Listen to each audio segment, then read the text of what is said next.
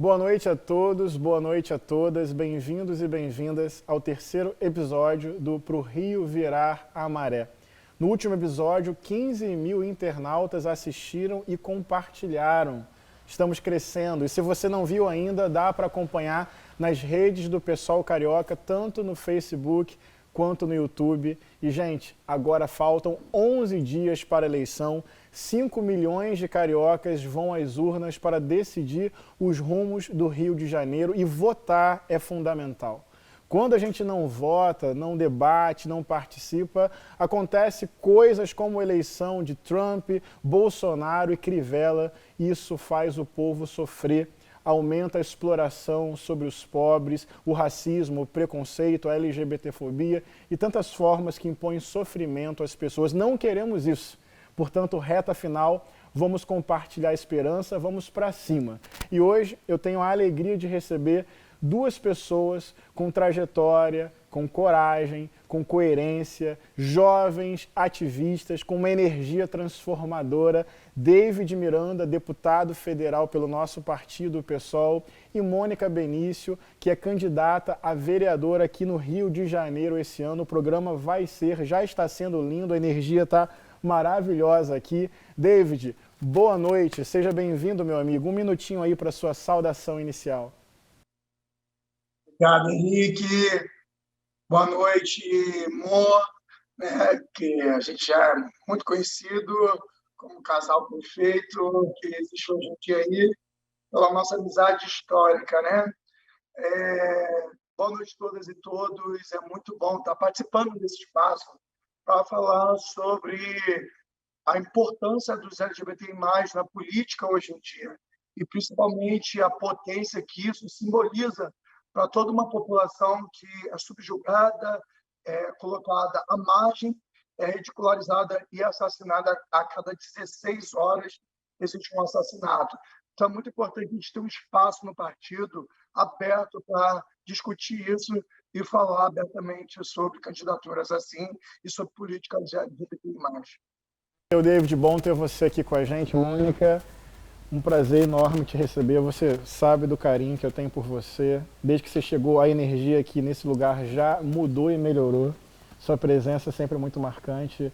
É muito bom te ver na luta, amiga. Seja bem-vinda. Sua saudação inicial. Querido, eu vou saudar não só esse marido lindo, maravilhoso, que a gente causa bug quando chama assim, mas é porque a nossa família existe, é de um carinho, de um afeto que é de outro lugar. E Henrique, é uma grande, não só honra, mas uma emoção profunda. Você é uma pessoa de trajetória que eu admiro muito e é uma alegria fazer parte de um partido que constrói figuras como você, onde a gente tem participação, né, entendendo a importância do Estado ser laico, a importância da gente respeitar a individualidade religiosa de cada um, mas mais do que isso, importante a gente respeitar esse espírito de coletividade e de socialismo que a gente constrói para a nossa sociedade. Obrigada pelo convite. Que maravilha, muito legal. E esse é um ano decisivo, 2020, é a hora da gente eleger Renata Souza, prefeita do Rio de Janeiro, virar voto, acreditar até o fim.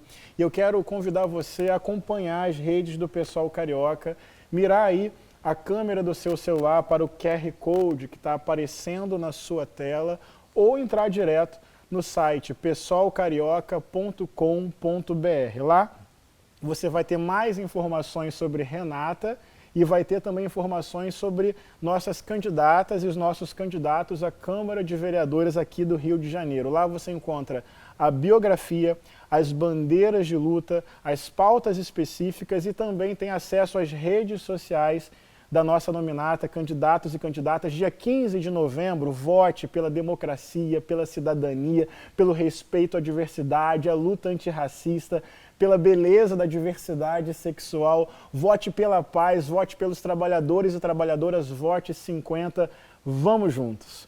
David, meu amigo, você está aí, tudo bem? Uma pergunta para você. O que é, meu irmão, ser LGBTQI+, num país como o nosso, num momento em que o presidente da República é o Bolsonaro. O que significa isso nesse contexto histórico, com um passado tão violento e um presente tão difícil? Fala para nós, irmão, a partir da sua história, da sua luta, do seu mandato, do seu corpo. Bom, Henrique, essa é uma pergunta assim, muito forte, ela é de muita potência, que traz muita reflexão. Ser LGBTI+, levantar o manto, ter minha família, não só eu, como meu marido, meus filhos, constituir tudo isso, estar no Congresso, ser tratado diretamente pelo presidente o tempo todo, mas também estar representando uma população que vive toda essa intensidade, todo esse aparato que o governo usa para criminalizar a nossa população, para colocar nós como pessoas ruins dentro da sociedade, para que a gente não possa ter direito a estudar, trabalhar, construir famílias.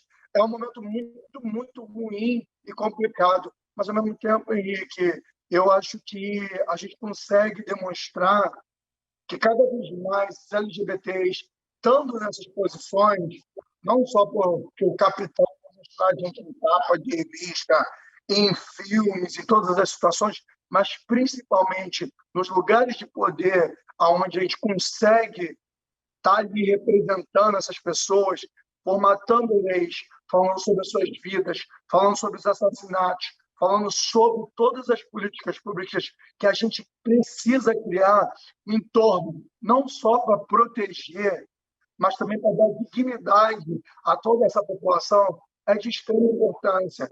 Então, assim, estar como um deputado federal do PSOL e abertamente LGBTI+, um dos únicos no Congresso que levanta a bandeira, apesar de todos os nossos companheiros levantarem essa bandeira, é de extrema importância para que todos os LGBTI+, de todas as idades, sejam eles jovens, sejam eles da nossa idade, sejam eles mais velhos, que são abandonados, que tenham orgulho e eles possam se espelhar, que tem alguém dentro de um partido que é íntegro, que vai estar trabalhando e construindo junto com eles leis que vão nos proteger e que vão nos representar nesse momento. E, principalmente, lutar contra as falas que o Bolsonaro e os seus aliados fazem com a nossa população, ameaças de morte cotidianas que ele faz diretamente quando ele ataca a nossa população. Porque o discurso de ódio que ele coloca todos os dias é um discurso que mata uma travesti, que faz um estupro corretivo, que faz uma série de situações que nós, LGBTI+, somos colocados nessa situação todos os dias. A morte vem pelo corpo, vem pela alma e vem pela expulsão da família, dos ambientes, do trabalho. E aí a gente chega num momento onde a gente fica completamente excluído. Mas a realidade é a oportunidade que eu tenho hoje, mesmo sofrendo toda a LGBTfobia que eu sofro nas redes sociais, nas presidente, com seus, todas as pessoas que se unem a ele fazem isso contra mim, ajuda a gente a poder conseguir ir juntos, caminhando, porque todos esses LGBTI+, estão aí caminhando junto com a gente. Perfeito, David. Oscilou um pouquinho, mas deu para entender perfeitamente o que você disse, Mônica. O David, ali na parte final da fala dele, fez referência a comentários, falas, entre aspas, piadas que o presidente faz. Mas eu queria que você comentasse um pouco sobre como estas falas na ponta, e o David fala sobre isso, como não são falas ingênuas, né? Como são falas que na ponta estão criando um ambiente que violenta, que massacra, que persegue, que mata. O contexto bolsonarista está tornando os seus corpos mais vulneráveis, amiga? Olha, Henrique, primeiro que eu acho que é, para além de uma oportunidade singular, uma honra, né, compartilhar um momento de fala como o David Miranda, que é o nosso deputado federal, representante da pauta LGBT, e tá com você, que é uma figura que representa o Estado laico, que representa essa laicidade que a gente procura, que a gente busca, que a gente conquista com respeito para a população LGBTI, que inclusive a gente não consegue ter, né, uma coerência dentro não só da cidade do Rio de Janeiro, mas num projeto político no Brasil, isso tudo tá muito misturado. Né? E é muito difícil a gente falar do que é a construção de política pública para a população LGBTQIA+, numa cidade onde o prefeito é um bispo e até aí problema nenhum, né? Problema nenhum, contanto que ele não misturasse a religiosidade dele, a fé dele, num Estado que deveria ser laico. Sim. Então, a gente entender que a fé não pode estar interferindo na forma de exercer política pública. E o que a gente tem hoje, de fato, é o contrário disso. Então, a gente olha os índices de Brasil, cidade, estado, e são índices alarmantes quando a gente vê a população trans ser massacrada, a gente vê a população LGBTI+, sofrendo de forma muito dramática, num contexto social onde a gente não consegue produzir política pública que preserve os nossos corpos ou que fale sobre as nossas famílias, ou que respeite isso. E o que a gente tem que hoje encarar é que, se de fato a gente quer defender a democracia, a gente precisa falar sobre as vidas LGBTQIA+, sobre como elas estarão inseridas, né, no contexto da sociedade, do trabalho, da política pública, da vida na sociedade como um todo, e isso a gente não tem hoje. Perfeito. Então, David, a Mônica falou aqui do Crivella, eu quero aproveitar e trazer esse papo para o Rio de Janeiro. Ela já colocou bem, o problema não é, evidentemente, ele ser bispo, ser evangélico, eu sou um pastor. O problema é que ele é fundamentalista, tem uma fé bélica, violenta. A Câmara Municipal do Rio de Janeiro tem um recorte muito conservador. Durante essa legislatura procurou interditar, por exemplo, uma arte ligada à pauta LGBTQI+. Crivella tentou esconder um beijo gay como se isso fosse um problema. Então, trazendo para esse fundamentalismo que causa violência na nossa cidade, no Rio de Janeiro, eu tenho uma pergunta para você, David. A importância da gente eleger Mônica Benício esse ano para a Câmara de Vereadores do Rio de Janeiro. Como você avalia a importância desse debate que o PSOL tem coragem de fazer com coerência e da campanha da Mônica para vereadora aqui no Rio de Janeiro, irmão? Bom, eu acho que você levantou pontos muito interessantes, Henrique. A realidade é que a gente tem estado, né, num país, num estado e numa cidade que ela está se transformando cada vez mais fundamentalista. O que acontece hoje em dia? Nós éramos a cidade da diversidade, onde o turismo vinha porque todo mundo era feliz e tinha. A realidade que está chocando a população é que isso não é uma verdade mais, por causa das governanças que a gente tem aqui. O Crivella, quando fez as censuras, né, primeiro a exposição que trouxe para o Rio de Janeiro, que ele falou que não ia ter aqui no Rio de Janeiro, e a gente levantou fundo, brigamos, e foi o maior sucesso possível. E depois, com certeza, lá Caralho, esqueci, desculpa. Qual é o nome do negócio? Foi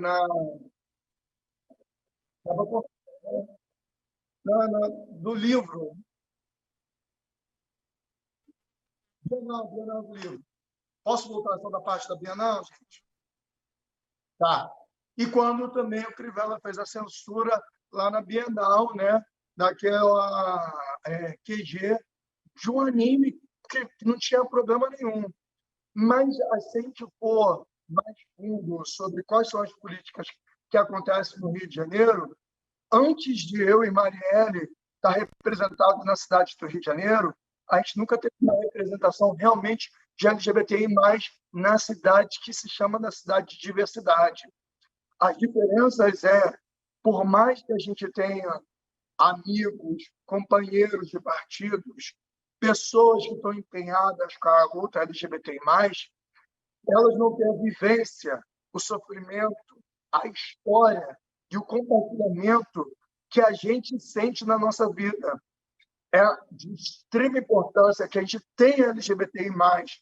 Esse ano, Henrique, infelizmente, a gente não teve a Câmara Municipal, por exemplo, iluminada com as cores LGBTI+. Tivemos o Congresso. Depois de muita luta, a gente ter feito o Congresso virar.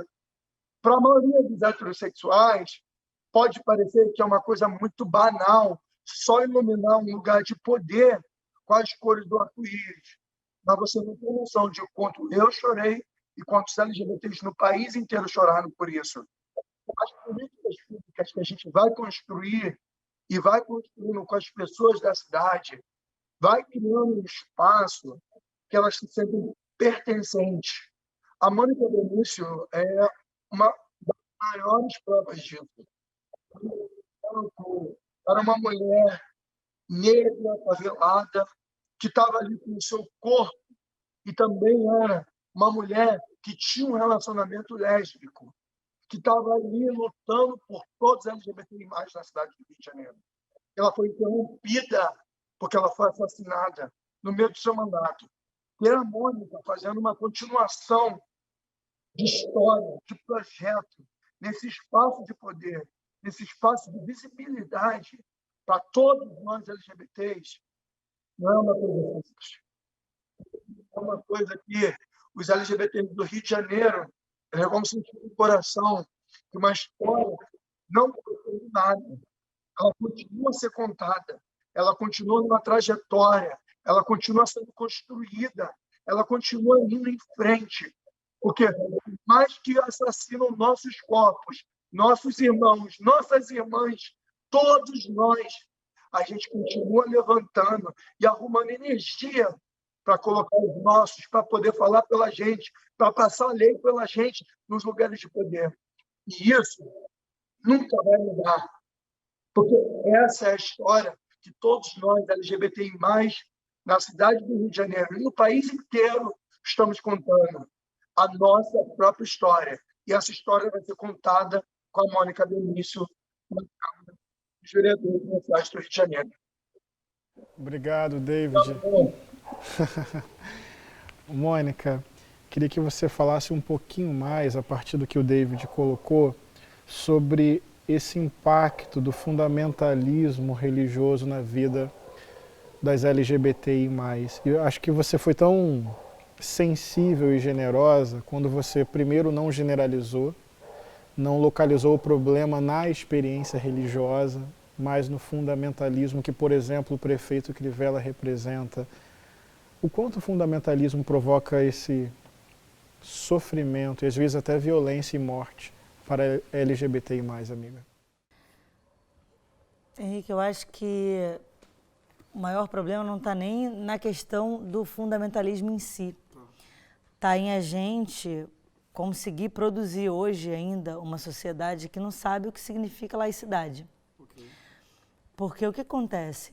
A gente tem hoje políticos, né, que constroem e produzem política pública se aproveitando de uma parte da sociedade que não sabe o que é laicidade, não sabe o que significa o Estado ser laico. E isso não está pautado na ignorância das pessoas apenas, está pautado também num projeto de poder. Perfeito. Que quanto mais você produz uma sociedade ignorante nesse lugar, mais você consegue controlar desse lugar a respeito da fé. E aí, Henrique, eu acho isso muito cruel. Eu sou uma pessoa que tenho múltiplas religiosidades, né? Eu tocava piano na Igreja Católica, eu participei boa parte da minha vida do kardecismo, depois da Umbanda, hoje do Candomblé.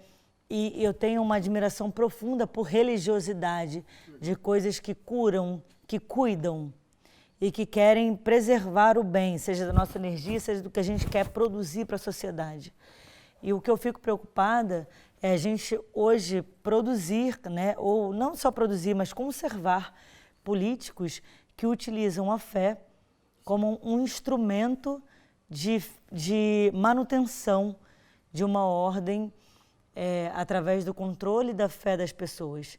Isso eu acho muito preocupante, Henrique. Por isso eu fico muito orgulhosa e satisfeita de conversar com você, por exemplo, que tem uma fé que eu acho absoluta, que eu respeito pra caramba, que inclusive me comove muito, né? Eu tenho um carinho profundo, por exemplo, quando você fez uma menção a respeito dos 7 dias da execução da Marielle. Eu lembro que foi a primeira vez que eu sorri, de verdade, foi diante do seu discurso. E eu fico muito emocionada diante disso, Henrique, porque isso coloca a gente num outro lugar, sabe? Isso não quer dizer sobre a fé, quer dizer sobre acreditar que um mundo pode ser possível, que um outro mundo pode ser possível, independente de religiosidade, mas por a gente ser coerente com o que a gente acredita do mundo que a gente quer construir. Então, obrigada por você, além da sua fé, da sua religiosidade, colocar a sua essência a serviço de um novo mundo, porque isso significa muito para mim. Obrigada. Eu queria muito que vocês aí em casa pudessem sentir a energia que eu estou sentindo aqui. Tomara que alguma coisa esteja chegando para vocês, porque eu estava aqui reparando antes de começar a amizade entre o David e a Mônica. Isso não é detalhe, não. Isso é uma política feita com afeto e com respeito. E o carinho recíproco aqui entre nós, isso também não é detalhe, não. A gente faz política com afeto, a gente faz política com amor. Guarda isso, gente. A Mônica já levantou a bola. Estado laico não é contra a religião. Estado laico respeita a pluralidade religiosa e a não crença religiosa. Na verdade, é o Estado laico que garante a liberdade de crença e de expressão e o bem-estar, o bem-viver de todas as pessoas. Portanto, a gente não é contra a religiosidade. A gente só quer que as pessoas vivam em paz e vivam sem medo e sem o estigma da violência. Obrigado, Mônica, por levantar a pauta do Estado laico, da democracia e da pluralidade. É com isso que o pessoal tem compromisso. David, obrigado por sua presença, por sua energia, por sua positividade, por seu corpo, por sua luta, por suas lágrimas. Obrigado pelo seu mandato, por sua construção coletiva e por se manter firme e perseverante na luta. Dê aqui um abraço final para mim, para a Mônica primeiro e depois para todo mundo que está assistindo a gente. Daí, irmão, sua saudação final. Agradecer esse espaço de carinho, de amor, de construção que a gente conhece, né? Pela luta, pela construção que a gente faz. É o sorriso no meio do protesto, é a construção que a gente faz de se ver ali construindo um partido que a gente tem certeza que a gente está do lado certo da história, construindo do lado da classe trabalhadora, daqueles que são mais afetados desse sistema político desse país. Então, assim, com muita graça, né, Henrique? E você, amor, que eu fiz hoje esse bate-papo com vocês, aí a virada da maré, que a gente vai virar todas as marés que vierem para cima da gente, porque não existe nada mais forte que a potência da fé e do amor que a gente constrói junto, né, companheiros? Então, eu deixo todos vocês com isso e vamos construindo mais com todos e todas e todos que precisam construir um futuro melhor para o nosso país. Obrigado, David. Um beijo no seu coração, na luta e na vida. A gente se encontra. Fica com Deus, meu irmão. Olha, eu, caminhando aqui para o segundo bloco, Mônica, eu sou muito atento. A frase que ele produziu, um sorriso no meio do protesto, eu quero levar para a vida. De verdade. Eu quero que você guarde essa frase que apareceu ali no meio da fala do David. Um sorriso no meio do protesto. Tem luta, tem combatividade, tem resistência, mas tem sorriso, tem flor, tem amizade. Obrigado, David, pela sua participação e por ter produzido uma frase que eu vou replicar por aí, mas prometo fazer referência de que aprendi com você.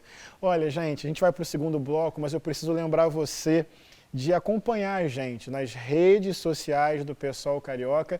E olha, esse programa que está passando agora pelo Facebook, pelo YouTube, também está virando podcast. O pessoal está atualizado nas redes sociais e nas formas de comunicação. Você pode pegar também por áudio o nosso programa e compartilhar. E eu quero reafirmar, está chegando o dia da eleição.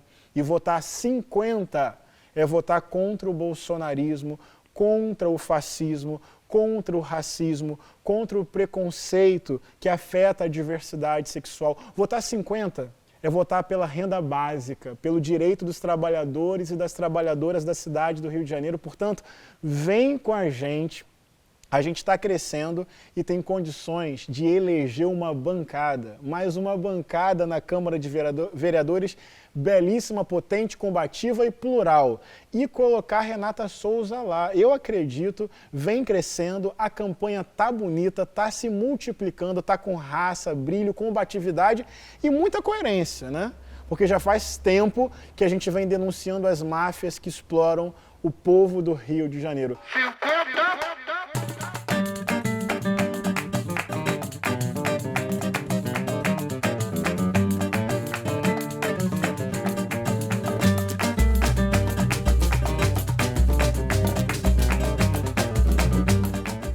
Mônica, não tem como deixar de falar. A nossa luta parte de uma dor, de uma perda, de uma saudade, isso é muito sério. Mataram uma amiga minha, uma companheira nossa e o seu amor. Executaram Marielle, como você já falou muitas vezes, uma execução política que tinha a ver com a função que ela exercia e a forma como a Mari exercia com combatividade, coerência e coragem a função que ela exercia. Então, eu queria te perguntar, porque você pode falar sobre isso com toda a autoridade, e peço licença para fazer essa pergunta com respeito, reverência. A importância da Mari no tempo que ela teve de mandato, o legado da Mari para o Rio de Janeiro, para o Brasil e para as nossas vidas, e o que representa a Marielle para a nossa luta e para as nossas utopias. Licença, e te pergunto isso com respeito e carinho. Henrique, eu acho que mais do que a gente compreender que legado é o que se deixa, legado também é o que se leva adiante. É muito comovente olhar o tamanho da Marielle hoje e assim, né, enquanto companheira, ver que era uma leonina, que adorava, né, esse lugar do protagonismo, ver que a Marielle atingiu um lugar que é um lugar de referência, de representatividade. E esse lugar, ele não foi colocado, né, somente pelo trabalho da Marielle, porque infelizmente a Marielle só teve a visibilidade que teve após a sua execução. Mas aí também a Marielle tem grafites de 15, 20 metros em Buenos Aires, num lugar que eu não tenho a menor ideia de qual seja o nome, mas é no sul da Itália, e depois no sul da França, no norte de Madrid, e vários lugares que eu percorri o mundo para ver a Marielle se tornar uma imagem de representatividade de referência, e isso não foi somente com o trabalho dela. E eu acho que isso é bonito de ser compreendido porque a Marielle acreditava na coletividade, a Marielle respeitava aquelas que tombaram antes dela e o trabalho que ela queria construir diante de tudo isso. E esse trabalho, né, essa projeção da Marielle, ele é construído com coletividade. Então, quando a gente olha o tamanho da Marielle hoje, eu acho que é muito respeitoso a gente compreender que essa projeção ela foi construída com coletividade, com popularidade, para entender que não só a vida da Marielle não foi em vão, como a morte também não será. E eu acho que isso é muito maravilhoso, né, no lugar de pessoa que ama a Marielle, entender o tamanho dessa imagem. Porque não é só uma imagem que vira um retrato, uma estampa numa camisa, num imã, num cartão. Né? Entender o quanto que isso representa de luta para a gente, de referência de luta para a gente. E isso é muito bonito. Só que essa imagem ela é construída com coletividade.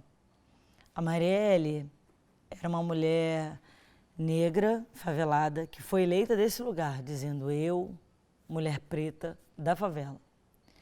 A Marielle estava num relacionamento lésbico quando estava dentro da Câmara Municipal e, por isso, ela estava ali representando a população preta, favelada, periférica, LGBT, dentro de tudo isso. E fez 1 ano e 3 meses de um mandato que deveria ter durado 4 anos.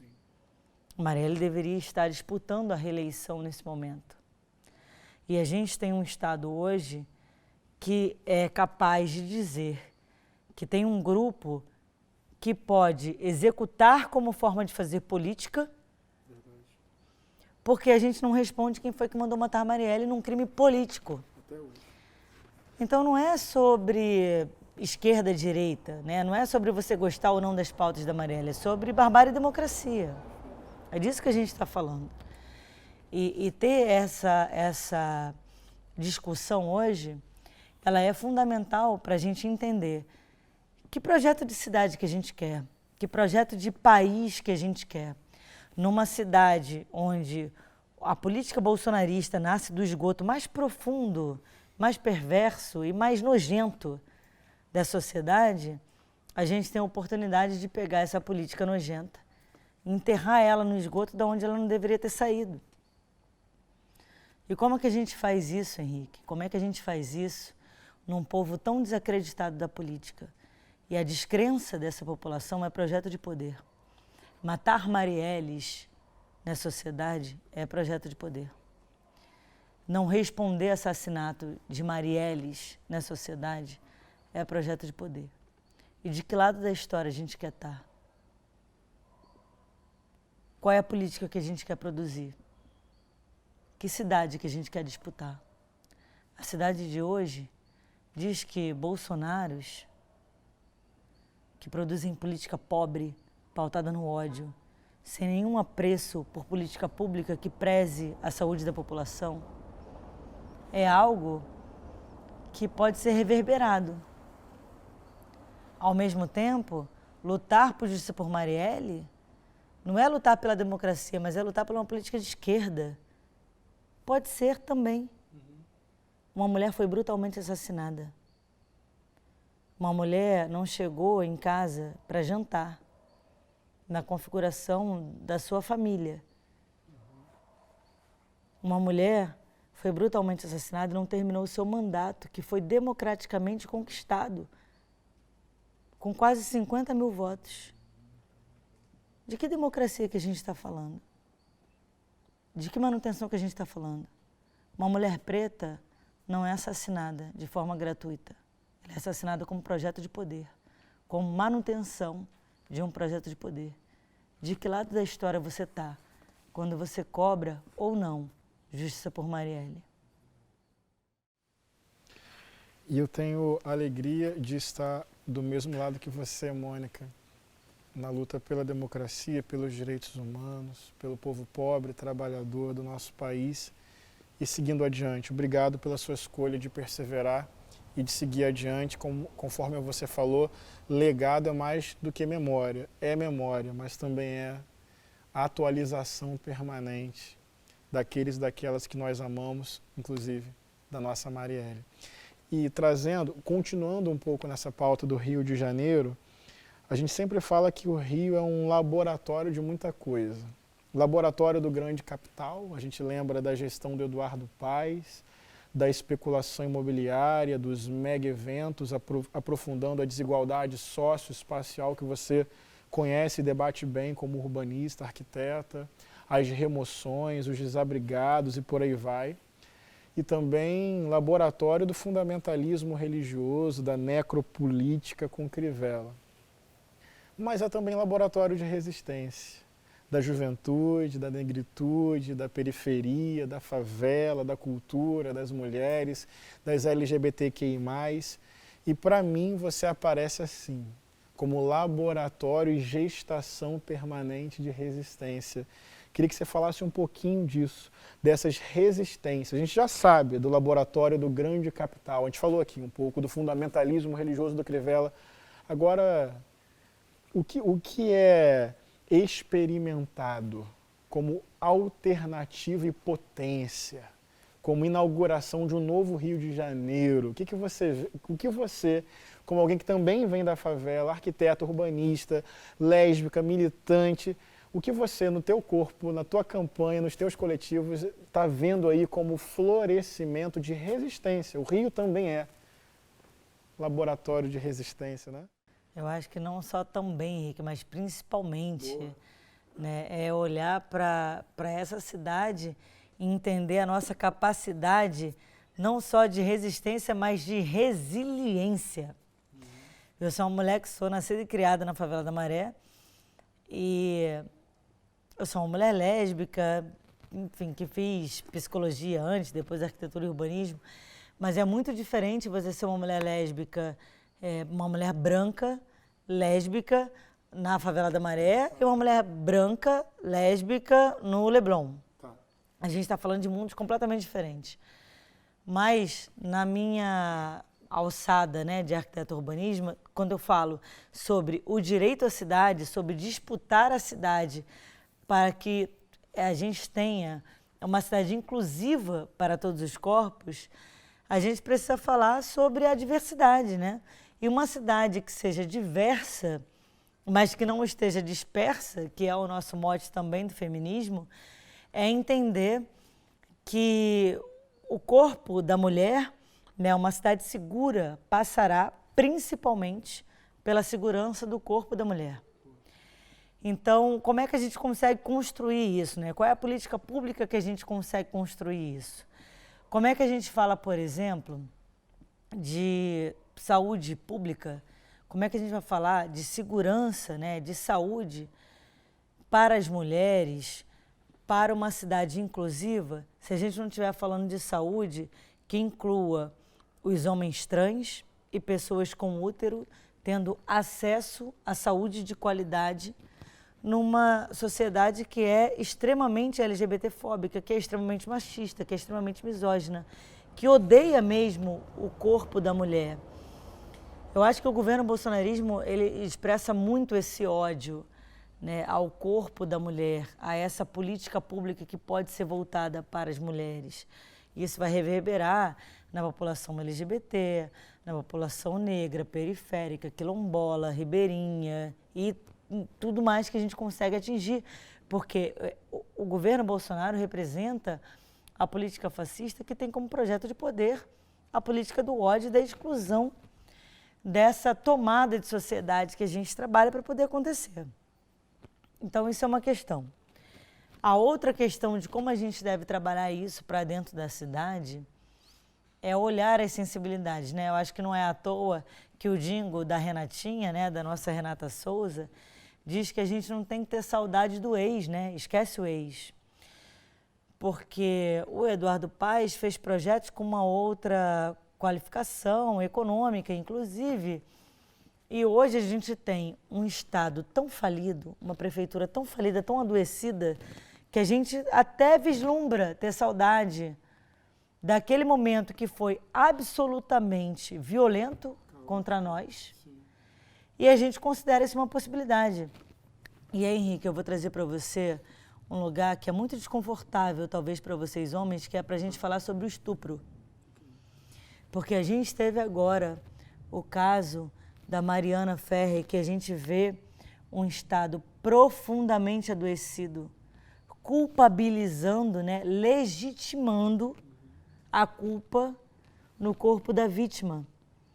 Como é que a gente consegue dialogar com isso? Né? Como é que a gente consegue construir a formação política para entender que o corpo da mulher, que essa sociedade que a gente está construindo, não é o corpo que deve ser culpabilizado, que deve ser responsável pela violência que o Estado faz parte. E aí o Estado, Henrique, somos nós nesse momento. Porque quando a gente busca argumentos de uma possível compreensão com essa violência, nós somos cúmplices quanto a isso. E é uma sociedade profundamente machista, profundamente misógina, profundamente pautada nas raízes do patriarcado, onde a gente precisa se desconstruir, se despir. Vai doer muito fazer a retirada desse corpo, dessa capa, dessa casca, para a gente entender o que está acontecendo. E não é plausível que a gente chegue em 2020 e olhe para uma situação como essa e ache isso em alguma medida razoável. Não é possível que a gente chegue em 2020 e veja mais de 2 anos e meio de um assassinato político como o da Marielle e compreenda que hoje existe um grupo que é capaz de assassinar como forma de fazer política e isso não seja responsabilizado, isso não seja respondido de maneira social. Eu acho, Henrique, que a gente produz muita coisa bonita. E aí eu digo a gente enquanto projeto político, enquanto pessoal, enquanto o que a gente está fazendo aqui hoje até. Mas eu acho que falta também cobrar de que lado da história as pessoas estão. Porque é muito confortável não estar do lado de lugar nenhum. Não estar do lado de cobrar minimamente, de tipo, não, eu estou fazendo a minha parte. Dói sair da zona de conforto. E eu sou muito criticada porque as pessoas falam assim, não, mas está todo mundo fazendo um monte de coisa, você não tem que criticar as pessoas, você não tem que cobrar das pessoas. Porra, Henrique, eu vou dizer para você do fundo do coração, eu me sinto legitimada pra caralho, pra cobrar das pessoas que elas se movimentem. Porque a Marielle entregou muito. E a sociedade olhou e achou que estava fazendo muito. Só que o Brasil é um país que tem uma memória muito curta. Então, se a gente não ficar cobrando, se a gente não ficar enchendo o saco, a gente sabe onde isso vai parar, que é o esquecimento dessa memória razoável do Brasil. E a gente não pode deixar a Marielle, não porque ela era especial, linda, maravilhosa, que para mim até era, mas qual é o lugar que essa situação política ocupa na nossa história? Como é que a gente olha para 2020, nesse momento, e se posiciona politicamente? É o levante das mulheres pretas? Então vamos encher as câmaras de mulheres pretas.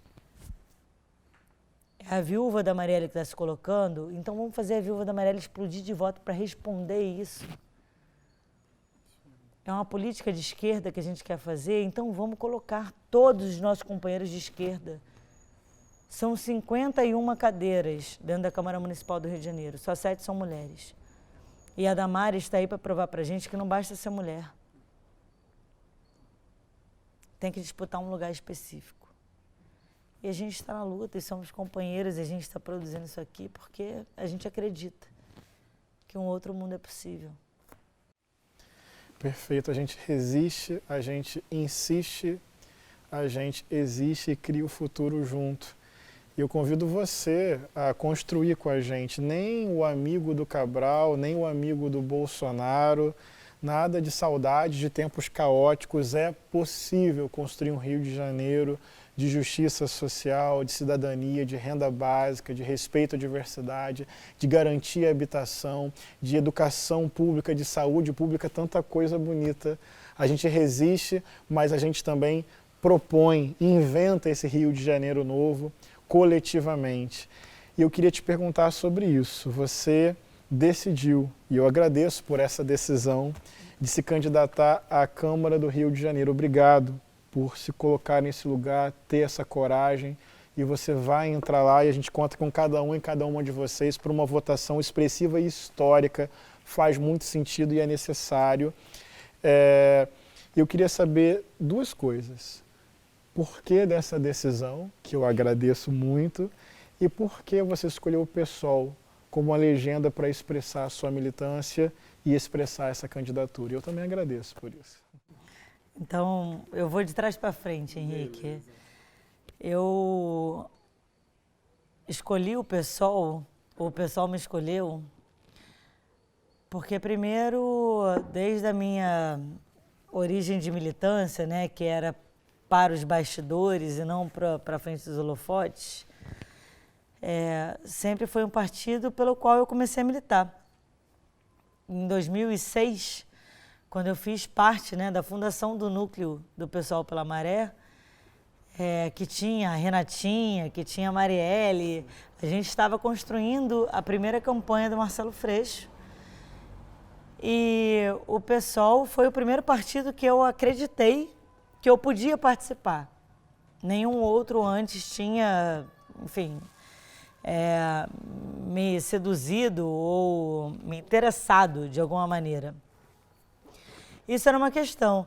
E depois de anos, isso ficou uma coisa muito pautada nos bastidores, e com a candidatura e depois com a eleição da Marielle, eu participei mais dos bastidores dessa construção. Pós-execução da Marielle, nos 300 dias de execução da Marielle, eu resolvi fazer um ato que se chamou Chegou a Hora de Tomar Partido. Eram 300 dias da execução da Marielle e eu fiz um ato no Lume, que é um espaço profundamente expressivo para o próprio PSOL, né, que é um espaço onde o pessoal presta contas, né, prestava contas ali semanalmente. E eu fiz um ato chamado Chegou a Hora de Tomar Partido e resolvi me filiar ao PSOL. Por acreditar que esse partido ele tem como a sua própria construção coisas que eu estou muito alinhadas, não só de maneira emocional, mas de maneira psíquica também, assim, é uma coisa que eu acredito profundamente de forma intelectual, que eu podia construir, e foi muito bonito ver a construção e a receptividade daquilo. E mais do que isso, né? Por que eu tomo essa decisão? A Marielle era uma mulher preta, favelada, que se elegeu desse lugar, e a Marielle era uma mulher profundamente comprometida com a construção do PSOL. Ela era comprometida com a construção desse partido, ela era comprometida com a construção de como isso podia ser articulado, porque isso fazia parte da identidade dela. Ela era uma mulher socialista. E isso é muito importante de ser dito, sabe, Henrique? Porque eu acho que a gente hoje debate, vai Marielle para cá, Marielle para lá. A Marielle era uma mulher socialista. A Marielle era uma mulher que construía o PSOL, que acreditava nesse partido, que construía esse partido. E por isso, eu decidi estar apostando nisso também. É óbvio que existe a minha análise, a minha visão de conjuntura do que é. Mas, Henrique, essa mulher tinha uma fé na construção desse partido que eu não vou abrir mão de disputar. A Marielle era uma mulher socialista e acreditava que o PSOL era um partido possível de transformação na sociedade. E dessa memória eu não vou abrir mão. E de manter essa memória eu não vou abrir mão. Por isso, eu hoje construo e quero muito construir o PSOL também. Seja de lugar de candidata hoje, e se nada der certo, da minha militância, devotada a esse partido que eu hoje acho que é a possibilidade de revolução e de plena democracia do que a gente pode construir. É por isso que eu construo o PSOL também, assim como Marielle construiu. Que legal, obrigado por compartilhar e colocar com tanta nitidez e com tanta precisão. Obrigado de coração.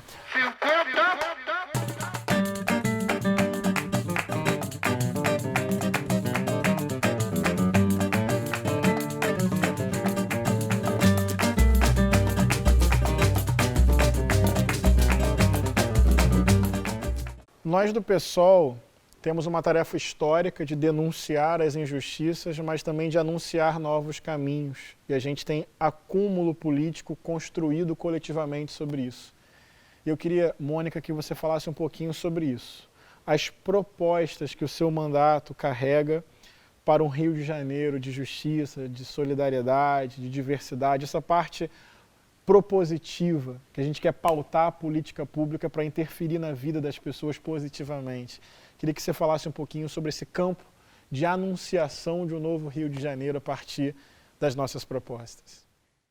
Henrique, querido, eu acho que tem uma coisa que a gente fala muito bem e de forma muito bonita, que é sobre esperança. Boa.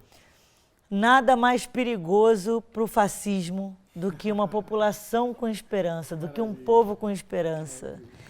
Eu acho que o PSOL traz essa energia, a energia da renovação, a energia de propor um novo caminho. A gente sabe que os tempos são difíceis, a gente sabe que tem muita dor, que tem muita luta, mas que também tem muita coragem, muita ousadia e que a gente está nessa disposição de construir. Então, essa candidatura, né, e talvez, quem sabe, com muita fé, um futuro mandato, uma futura mandata, traga aí uma proposição de projetos com muita esperança que fala de um lugar, sobretudo de proposição, né, que fala sobre direito à vida. E como é que a gente pode falar de direito à vida, Henrique? Eu acho que eu, como arquiteto urbanista, por exemplo, acredito que uma cidade segura vai falar diretamente sobre uma cidade que respeita a vida das mulheres. Eu acho que propor uma cidade inclusiva vai estar falando sobre o direito à vida das mulheres, a segurança das mulheres, a segurança da população LGBT, a população negra, periférica, favelada. Como é que a gente faz a costura de uma cidade que seja inclusiva? Porque se a gente parte da máxima de que favela é cidade, a cidade é para quem? Quais corpos podem ter direito pleno à cidade? Veja você, por que o parquinho dentro das periferias e favelas é o balancinho, é a gangorra, é o tepa-tepa, tá, tudo bem, aquilo ali com precariedade, e quando você vai para a Lagoa, o chão ele é de borracha, imitando brita, para se a criança cair, não ralar o joelho. Se é o mesmo dinheiro público, por que um tem mais qualidade do que o outro? Por que a gente tem que olhar para um território diferente do que a gente olha para o outro? Enquanto arquiteto urbanista, eu acho que a gente tem que olhar para a cidade de maneira plena, inclusiva. Mas mais do que isso, enquanto feminista, eu acho que todas as vidas devem ser olhadas com igualdade, né, plena do exercício do direito de tudo. Enquanto defensora de direitos humanos, é entender que nenhuma vida vale mais do que a outra. Então não tem que ter helicóptero sobrevoando dizendo que vai mirar na cabecinha, não tem que ter um prefeito que vai sucateando vidas e hierarquizando, né, o poder público de maneira do seu investimento, de como aplica o seu investimento. Eu acho, Henrique, que a gente está com uma oportunidade muito bonita, que ela fala de um momento que cobra muito de uma pauta de violência que a gente está acostumado, mas também fala muito de um momento de esperança que a gente nunca viu. E a gente vai ter que escolher de que lado dessa história a gente vai estar. A gente vai ter que escolher de que momento dessa história a gente está vivendo. A gente teve 2016 com o golpe misógino contra Dilma, depois a gente teve 2018 a Marielle sendo executada, depois a gente teve, na sequência, né, o Lula sendo um preso político para ser retirado das eleições, o Bolsonaro sendo eleito como um sujeito que só era conhecido pelo seu discurso de ódio, não participou de debates. Enfim, eu acho, Henrique, que diante disso, da comunidade LGBT, que é o meu lugar de fala, eu vou dizer para você que a gente teve ali a Marielle e o David Miranda, que eram responsáveis por pautas LGBTs dentro daquela casa. A Marielle foi executada e logo depois, no final do ano, o David foi alçado a deputado federal porque o Jean Willis, que foi reeleito, precisou se exilar para garantir a sua segurança. Então, a gente tinha uma violência máxima, fazendo uma pessoa ter que se exilar para garantir a sua segurança de vida. Aí a gente teve o nosso vereador que pautava as questões LGBTs, a vida LGBT. Ele foi a deputado federal e a gente ficou com uma Câmara Municipal absolutamente vazia dessa pauta. É uma pauta extremamente esvaziada desse lugar político. E a gente precisa retomar isso, Henrique, não só pela pauta LGBT, mas pela democracia. É para entender que todas as vidas, todas as famílias, o que a gente quer como projeto de sociedade é muito mais amplo do que uma pauta de governo bolsonarista, uma pauta de política de ódio, ou pautinhas de pessoas que quebram placas, que não acham que a pauta Marielle representa uma coisa única, né, específica. Eu acho que a gente discute hoje quando a gente fala do nome Marielle, a gente discute um campo amplo sobre direito à democracia. E a minha predisposição hoje é estar lutando pela vida e liberdade de todos os corpos que queiram disputar a democracia plena. E para mim, mais uma vez, vou dizer aqui, é um orgulho não só caminhar ao seu lado, que eu sou profundamente fã, sou profundamente companheira da sua luta, da sua responsabilidade social e também desse partido que a gente constrói. É uma grande honra para mim construir hoje o PSOL, estar caminhando e construindo essa luta pela democracia num momento tão esvaziado, num momento tão doloroso, mas que ainda assim a gente consegue resistir. Então, obrigada por você, pela sua luta, pela sua predisposição e por esse partido que me acolheu desde a execução da minha companheira, mas antes disso, antes até de eu saber que faria parte do PSOL. Obrigada. Eu que agradeço, Mônica. Estamos chegando no bloco 3, que é o bloco final do nosso programa.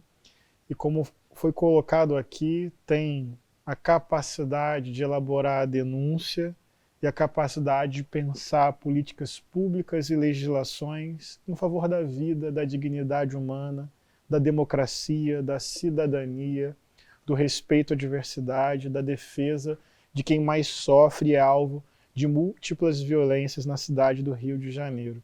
Estamos animados, estamos animadas, e eu convido você a construir com a gente essa caminhada. Vamos para o terceiro bloco, para fechar esse bate-papo, partir com muita firmeza para esses últimos 11 dias de campanha.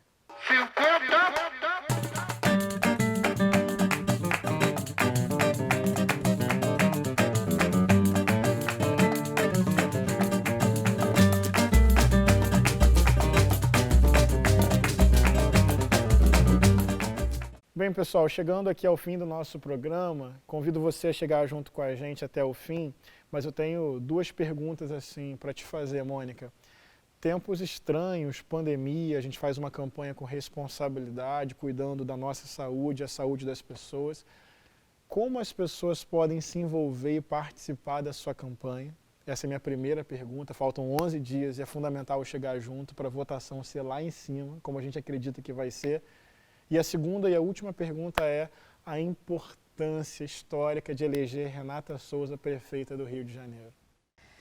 Henrique, eu acho que a gente tem aí duas questões que são fundamentais, né? A primeira é a gente pautar que, por mais que eu seja conhecida, né, principalmente do lugar da viúva de Marielle, a gente entender que não há campanha ganha. Portanto, eu não estou eleita, né? A gente só consegue saber desse final nos 45 do segundo tempo, onde a gente fechou as urnas. Isso é muito importante.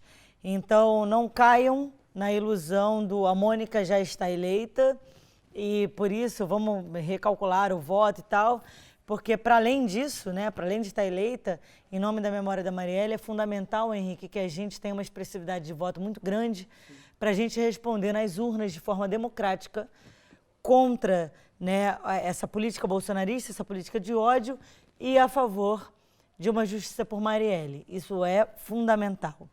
E também é importante a gente falar da expressividade de voto da Renata, porque o Rio de Janeiro é uma das cidades que faz uma conta que é muito específica da conta do voto útil, né? E calcula por um lado e calcula para o outro, com pouca esperança na expressividade de voto.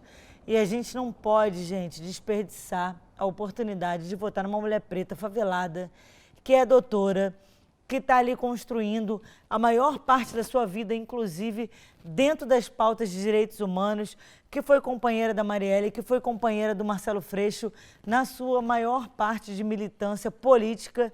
A gente precisa ter essa mulher como uma expressividade de voto significativa dentro da nossa cidade. E isso, Henrique, é para a gente trazer de volta a esperança de que um outro Rio de Janeiro é possível, de que uma nova cidade é possível de ser construída. Então, a gente está nessa luta por Renata, por Marielle, e a gente construir isso de forma expressiva e singular é fundamental. Então não tem campanha ganha, não tem saudade do ex, não tem a Mônica tá eleita. A gente precisa ir para cima e a gente precisa ir com responsabilidade no que a gente está fazendo. Obrigado, Mônica. Estamos chegando na reta final. No dia 15 de novembro é fundamental votar 50 para a Prefeitura do Rio de Janeiro. E quero chamar aqui também o voto no 50333. A Mônica Benício, com a sua história, com a sua coerência, com a sua coragem, com a sua combatividade, com o seu conhecimento, com a sua sensibilidade. Que campanha importante, que mandato fundamental que está aí perto de acontecer, mas ela disse bem, não existe eleição ganha antes. É fundamental, se identificou, quer ver a Mônica eleita, fala com todo mundo, cada dia é fundamental, porque é no dia 15 de novembro que se decide a eleição e até lá tem muita gente para conversar, para transformar esse processo numa vitória política e 15 de novembro numa vitória eleitoral. Semana que vem é o último programa do Pro Rio Virar a Maré. Eu agradeço ao pessoal por ter me convidado para conduzir esse programa. Acho que estou fazendo aí esquerdinho, não direitinho. Maravilhoso. Tá, acho que corta. Tô brincando. Não corta não. Não, foi boa. É, vai que tá enfim, fica pro making off. Mas estou fazendo com muito amor e carinho, porque tenho um compromisso também com essa construção partidária e coletiva. Já faz tempo que optei por construir o PSOL. Isso tem a ver com princípios, valores e projetos.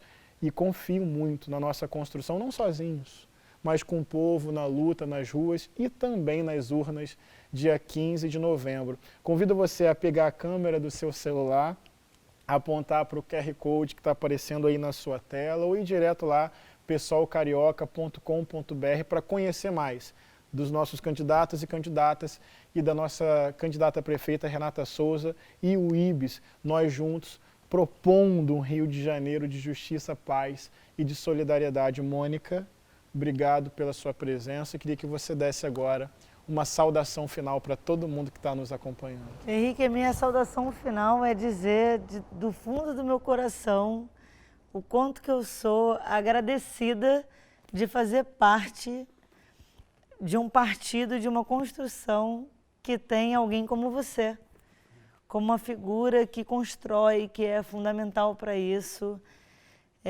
Eu fico profundamente, realmente, assim, agradecida, porque a memória da Marielle, para mim, a memória política da Marielle, ela é muito reverberada na sua postura, Henrique, e eu fico muito lisonjeada de hoje seguir fazendo isso, por ela, por nós. Então, obrigada. Obrigada a todo mundo que está participando, todo mundo que está construindo, todo mundo que está acreditando que o Rio de Janeiro é possível, todo mundo que olha para o PSOL como um partido que é a alternativa de um Rio de Janeiro melhor, de uma cidade melhor. E obrigada, Henrique, por você ser essa figura que coloca o seu corpo, a sua existência, a sua essência à disposição dessa luta, da construção de uma sociedade. E é a essa disputa, a essa construção, que o meu corpo também está servindo por ela, por nós. Vamos juntos. Nós fazemos política a partir da vida e para falar ao coração das pessoas. Eu acho que você que está me assistindo agora, nos assistindo, possivelmente você já teve dias difíceis, que as coisas não dão muito certo, que o coração fica apertado. Às vezes isso não parece pauta política, mas política tem a ver com a vida das pessoas. Eu estava aqui no camarim, me preparando para entrar com a Mônica e num dia difícil, um pouco cabisbaixo, um pouco ansioso, coração um pouco apertado, Mônica, e você sabe mais ou menos o momento que essa energia começou a mudar dentro de mim? Quando você chegou. Eu ouvi a sua voz ali do camarim. E você chegou brincando com todo mundo. E você chegou chamando o pessoal para o programa, para a luta e para a vida. E acho que é meio óbvio o que eu vou dizer com quem isso parece. Isso parece muito com a Mari, Mônica. Ela me dava uns tapas nas costas que primeiro ajeitavam a minha coluna. e segundo, me impulsionavam para a vida. Não é porque eu estou de frente da câmera e da equipe, não. A minha energia começou a mudar com a sua voz. E a Câmara do Rio vai mudar muito com o seu corpo. Força, coragem, fé. Tem muita gente que vai ser consolada pelas tuas lágrimas. Olha só o que você faz. Olha só o que você faz. Força, gente. Deixemos o pessimismo para dias melhores. A gente termina o programa de hoje com a serenidade no olhar de quem optou pelos pobres, pelos oprimidos e pela verdadeira defesa da vida e da dignidade humana. Tem um riso no meio do protesto, como lá no início do programa disse o David Miranda. A gente termina com um vídeo e depois do vídeo, beijo no coração, boa semana, 15 de novembro é nosso, porque o futuro é nosso. Não vem de quem tem fuzil na mão. Fraterno abraço.